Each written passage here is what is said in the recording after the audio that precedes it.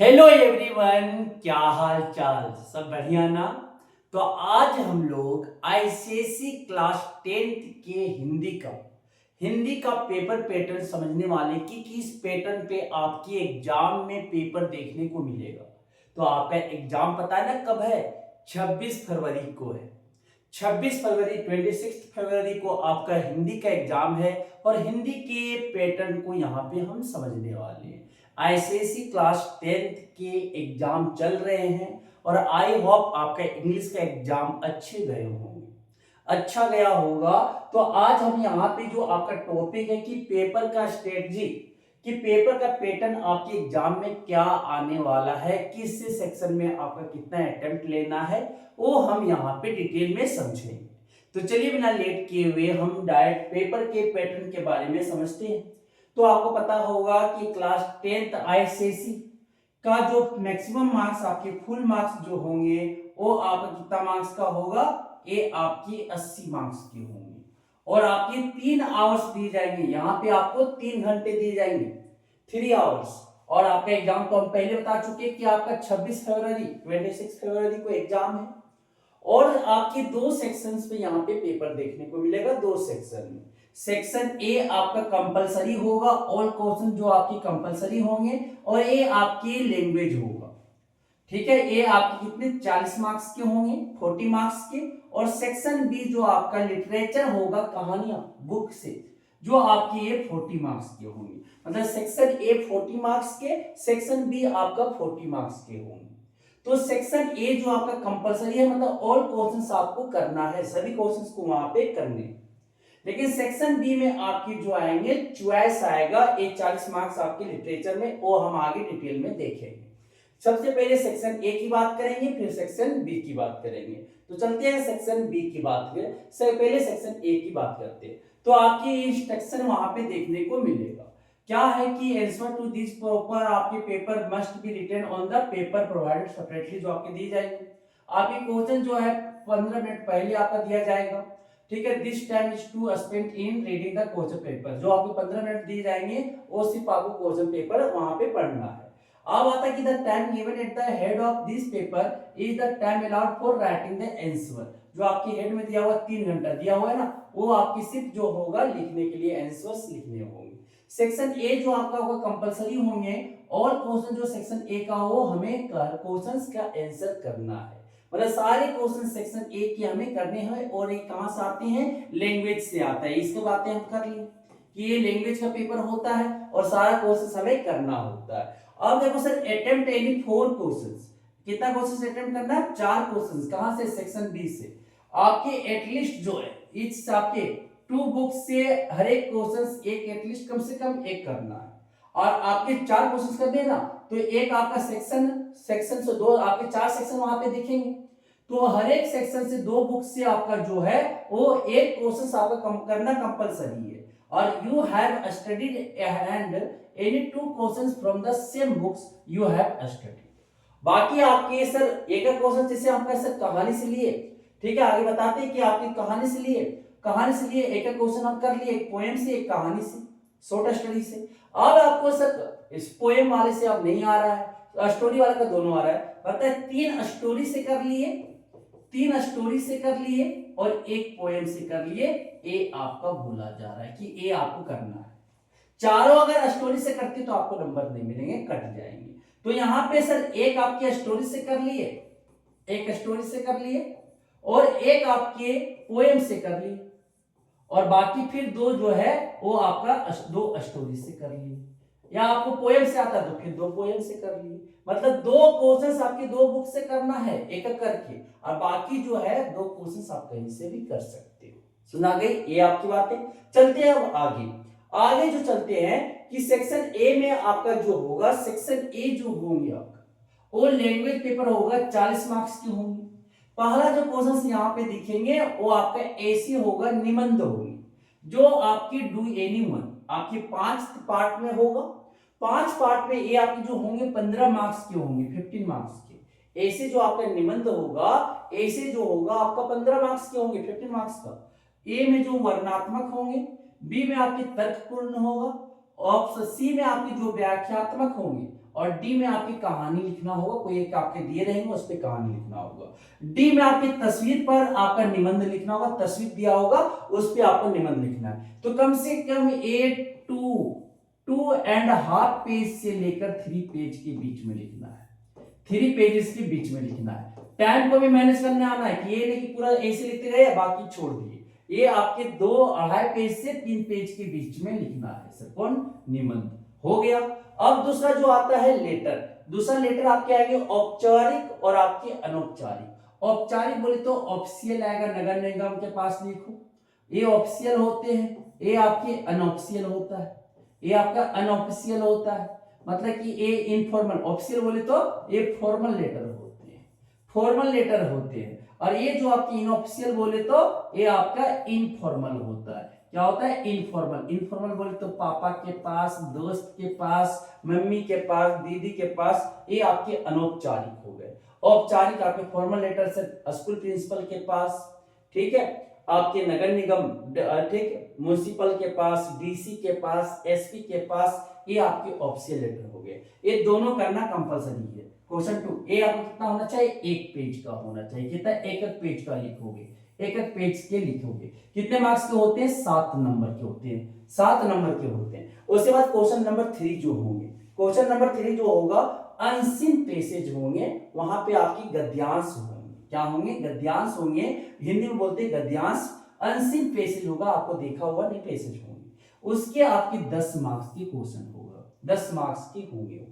फिर 4th number में आपके ग्रामर होंगे, ग्रामर 8 मार्क्स का होगा और ये आपकी एमसीक्यू जाएंगे, 8 एमसीक्यू यहाँ पे। उसके अंदर क्वेश्चन नंबर 4 के अंदर, ग्रामर के अंदर 8 एमसीक्यू देखने को मिलेंगे और ये 8 मार्क्स के होंगे सर। तो टोटल जोड़ोगे तो 15 7 कितना हो गया? 22 22 और 10 कितना हो गया? 32 और 8 कितना हो गया? 40 मार्क्स हो गए। ये 40 मार्क्स हो गए। तो आपके जो ग्रामर सेक्शन के आपके जो हो गए ये 40 मार्क्स, आपको समझ आ गया होगा कि इस तरह से हमें पेपर देखने को मिलेगा। अब जो चलते हैं नेक्स्ट, अब जो सेक्शन बी की ओर चलते हैं। ये आपको देख लो सर, ये आपका जो grammar question number 1 section A का जो आपका पार्ट दिया हुआ है, ये आपका पहले 5 देखो, 1 2 3 4 5, कोई आपको 5 में कोई एक करना है सर।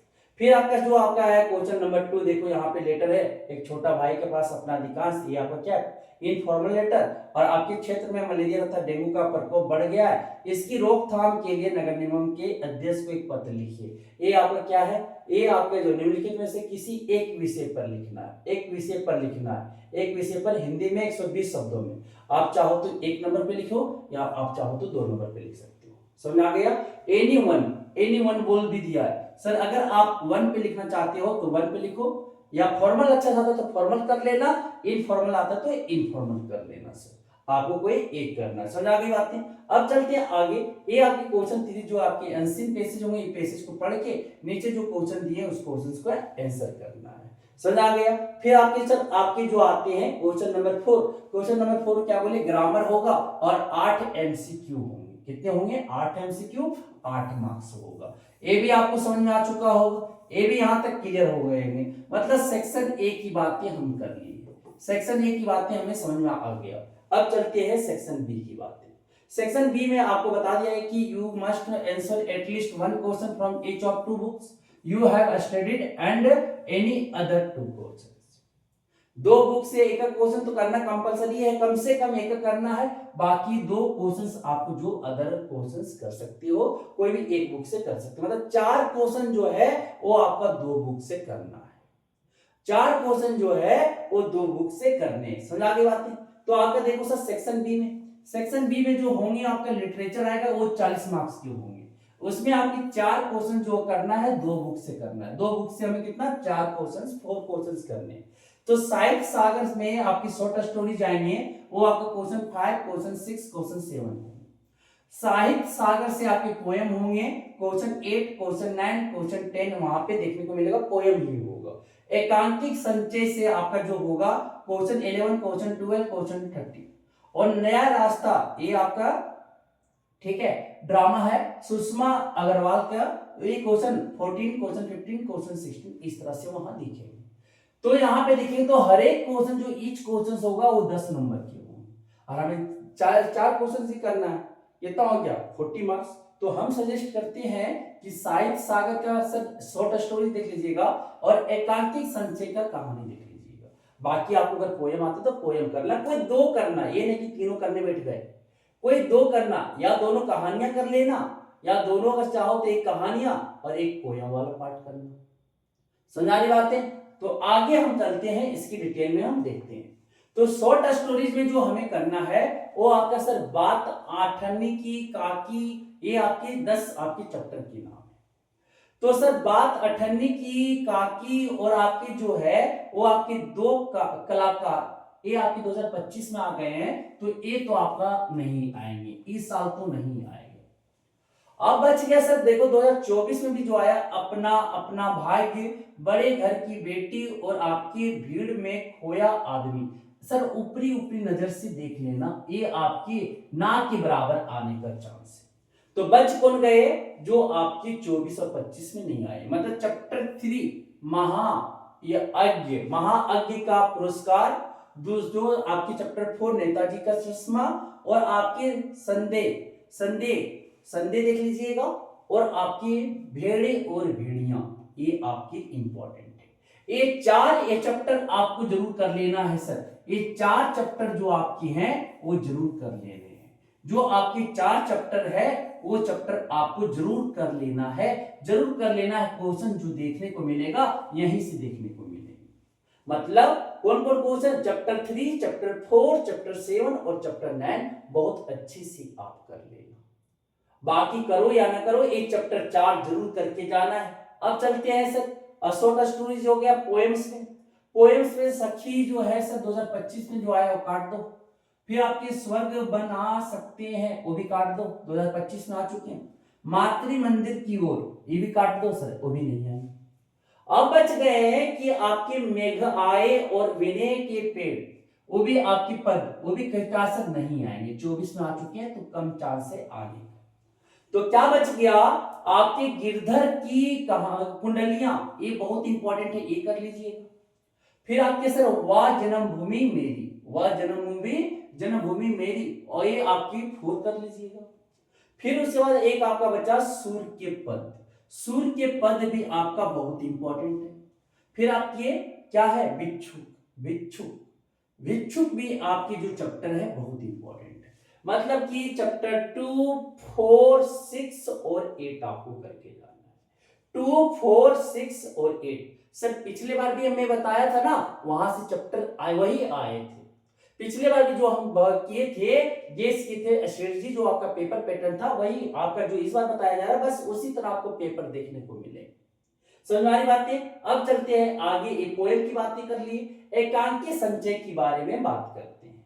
एकांकी संचय के बारे में सर आपको लगा कि पोएम हम कहेंगे एकांकी संचय से, और शॉर्ट स्टोरीज ही करके जाइए, क्योंकि पोएम का जो वर्ड हो जाता है वो आप लोग इंग्लिश मीडियम में हो ना, उसी तरह तो हिंदी से लिखने नहीं आता है, क्या करें, यही है ना आप लोग का। तो सर आप पोएम छोड़ देना, अगर जो पोएम अच्छा से कर लियो वो मत छोड़िएगा, जो कोई कुछ नहीं पढ़े हो वो सर आप कहानी अच्छा से कर लेना, कहानी अच्छा से कर लोगे तो आपकी अच्छी हो जाएंगे। तो सर एकांकी संचय बचा, तो एकांकी संचय में जो 25 में आया तो आ नहीं सकता है, ये आपका बहू की विदा, वो तो आ नहीं सकता है। फिर मातृभूमि का मन, वो भी नहीं आ सकता है। फिर आपके सर दीपदान भी नहीं आ सकती, क्योंकि जो 25 में आ गया वो इस बार नहीं आएंगे। तो क्या बच गया? संस्कार और भावना, ये तो आपकी आ जाएंगे सर, ये आपकी आ जाएंगे। फिर क्या बचे आपके? सूखी डाली, ये भी इस बार आने का संभावना है, इस बार आएंगे। फिर आपके महाभारत की एक सांझ, ये भी आ जाएंगे। तो ये आपके 3 चैप्टर कर लेने हैं, चैप्टर 1, 4 एंड 5। एकांकी संचय देखो 3 ही चैप्टर पढ़ के जाने हैं, तो पोएम से ज्यादा इजी एकांकी संचय होता है, और शॉर्ट स्टोरीज आपके ध्यान में रहेंगे, कुछ ना कुछ तो लिखोगे। पोएम भी जो अच्छे से पढ़ने वाले हो, पोएम सर आपको जो मन करे 2 ही लेकिन करके जाना, 2 ही बुक, ये नहीं कि तीनों बुक हम करने लगे, 4 बुक, ठीक है। ए समझ आ गया? तो सेक्शन ए और सेक्शन बी के सारे डिटेल्स आपको समझ आ चुके होंगे कि किस पैटर्न पे कैसा मेरा क्वेश्चंस आएगा, कितने मार्क्स के कौन होंगे। तो सेक्शन बी में आपके हर एक क्वेश्चन कितने होंगे, ईच क्वेश्चन जो होंगे 10 मार्क्स के होंगे। I think you got it. मैं जब सोच पा रहा हूं कि आपको अब समझ आ चुके होंगे, हिंदी के बारे में कुछ डाउट नहीं होगा। हिंदी के हम लेक्चर भी लेके आ रहे हैं, हिंदी के लेक्चर भी आ रहे हैं, जरूर ये सब आप देख के जाना, ऑब्जेक्टिव आपके लिए फायदेमंद होगा। ठीक है, thank you, bye bye bye bye. ठीक है, थैंक यू। तो आपको ऑल द बेस्ट सर, आपके आने वाले एग्जाम के लिए। आपका एग्जाम अच्छा भी जा रहा होगा। Thank you.